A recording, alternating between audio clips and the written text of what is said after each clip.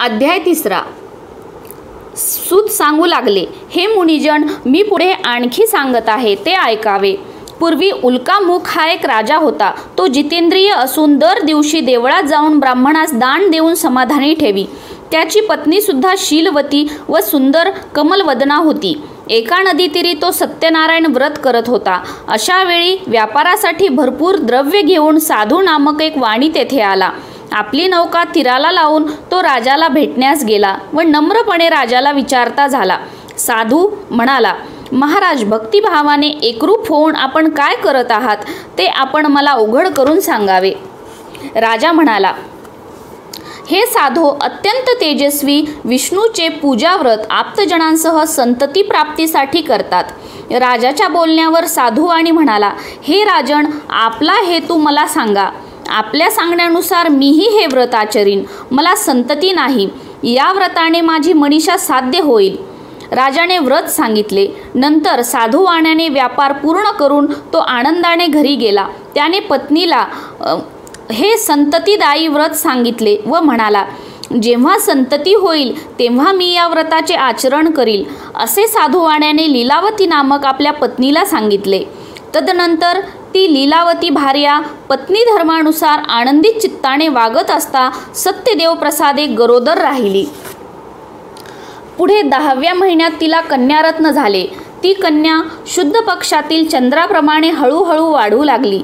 तिचे नाव कलावती असे ठेवण्यात आले. मग लीलावती आपल्या पतीस म्हणाली, आपण ठरवलेले व्रत का आचरत नाही. त्यावेळी साधूवाणी म्हणाला, हे प्रिये, आपल्या कन्येच्या विवाहासमयी ते व्रत मी पूर्ण करीन. असे म्हणून साधूवाणी नगरात गेला. कलावती आपल्या पित्याच्या घरी वाढत होती. आपली कन्या विवाहास योग्य झालेली पाहून साधूवाण्याने आपल्या दूतास नगरात पाठवले. कन्येच्या विवाहासाठी श्रेष्ठ वर शोधण्यास त्याला सांगितले. तो दूत कांचन नावाच्या नगरात गेला. नगरात गेलेला दूत एका वाणीपुत्रास घेऊनच परत आला. त्या गुणी देखण्या वाणिक पुत्राला पाहून साधूवाणी संतोष पावला. आप्त मंडळींसमवेत कलावती या आपल्या कन्येचा विवाह विधीनुरूप त्या वाणिक पुत्राशी लावून दिला. दुर्दैवाने साधूवाण्याला विवाहप्रसंगी त्या व्रताचे विस्मरण झाले. त्यामुळे प्रभू त्यावर रुष्ट झाले. त्यानंतर कुशल साधूवाणी आपल्या जावयासह व्यापारासाठी निघाला. लवकरच समुद्र सानिध्य असलेल्या रत्नसार नगरास गेला व श्रीमंत जावयासह त्याने व्यापार सुरू केला. ते चंद्र केतू राजाच्या नगरीही गेले.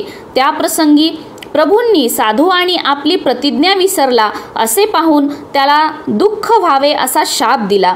एक दिवस अशी घटना घडली की सासरे जावई जेथे उतरलेले होते त्याच ठिकाणी राजाकडे चोरी केलेला एक चोर आला. आपल्या मागून दूत येत आहेत हे पाहून त्या घाबरलेल्या चोराने चोरीचे धन तेथेच ठेवले व चटकन लपला. राजदूत साधूवाण्याजवळ आले. तेथे राजाचे धन पाहून त्यांनी त्या साधूवाण्याला व जावई वाणिक पुत्राला बांधून ठेवले. आनंदाने राजाजवळ आले आणि म्हणाले, हे महाराज, 2 चोर आणले आहेत. त्यांना पाहून योग्य आज्ञा द्या. राजाने काहीही विचार न करता केलेल्या आज्ञेवरून त्या दोघांना बांधून किल्ल्यातील कारागृही डांबण्यात आले. सत्यदेवाच्या मायावीपणामुळे त्यांचे म्हणणे कोणी ऐकले नाही. चंद्रकेतूने त्यांचे धनही जमा केले. सत्यदेवाच्या शापाने साधूवाण्याच्या घरचे धनही चोरांनी नेले. त्यामुळे त्याची पत्नी लीलावती दुःखी झाली. आपत्ती, व्याधी आणि अन्नान्न दशेने पीडित अशी ती घरोघरी भीक मागू लागली. कलावती ही तशीच सर्वत्र भटकू लागली. एक दिवस भुकेली ती ब्राह्मणाच्या घरी गेली. त्यावेळी सत्यनारायण व्रत चालले होते. तेथे शांतचित्ते बसून कथा ऐकल्यावर तिने सत्यनारायणाकडे वर मागितला. नंतर प्रसाद भक्षण करून ती घरी आली. तिच्या आईने कलावतीस प्रेमाने विचारले, मुली, रात्री तू उशिरापर्यंत कुठे होतीस? तुझ्या मनात काय आहे? तेव्हा ती कन्या कलावती आईला तत्काळ म्हणाली, आई, मी रात्री ब्राह्मणाच्या घरी इष्टसिद्धी देणारे व्रत पाहिले. मुलीचे ते बोलणे ऐकून ती वाणिकाची पत्नी आनंदाने सत्यनारायण पूजेच्या तयारीस लागली. तिनेच आपल्या आप्त बांधवांसमवेत सत्यनारायणाची पूजा केली व पती आणि जामात आपल्या घरी लवकर परत यावे, माझ्या पतीचे व जावयाचे अपराधास क्षमा करावी अशी सत्यदेवांना वारंवार प्रार्थना केली आणि त्या व्रताने सत्यनारायण भगवान संतुष्ट झाले. चंद्रकेतू राजास त्यांनी स्वप्नात दृष्टांत देऊन सांगितले, हे नृपश्रेष्ठा, उद्या सकाळी प्रथम तू बंदिवासातल्या त्या 2 व्यापाऱ्यांना सोडून दे, त्यांचे धन परत दे, नाहीतर तुझे राज्य, पुत्र, धन यासह तुझा नाश करील. हे बोलून सत्यनारायण भगवान अदृश्य झाले. राजाने सकाळी उठून आप्तजनांसह सभेत लोकांना स्वप्न सांगितले व बद्ध केलेले वाणी व वाणीपुत्र यांना मुक्त करा असे सांगितले. राजाच्या म्हणण्याप्रमाणे व्यापाऱ्यांना मुक्त केले आणि त्यांना राजासमोर आणून म्हटले, हे महाराज, बेड्यातून बंधमुक्त केलेल्या वाण्याला तसेच वाणीपुत्राला आणले आहे. त्या प्रसंगी चंद्रकेतू राजाला नमस्कार केला. पूर्ववृत्तांत मणी आल्याने घाबरलेले ते दोघे काहीच न बोलता उभे होते. पण राजाच त्यांना आदराने म्हणाला, तुम्हाला दुर्दैवाने दुःख प्राप्त झाले, पण आता काही भय उरले नाही.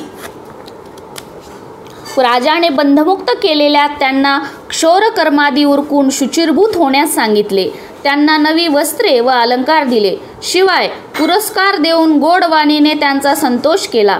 त्यांचे हरण केलेले धन दुप्पट प्रमाणात परत केले व साधुवाणी व त्याचा जावाई यांना आपण आपल्या घरी जावे असे सन्मानाने सांगितले.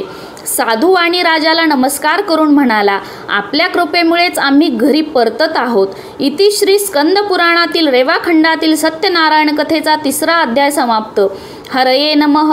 अध्याय 3 समाप्त.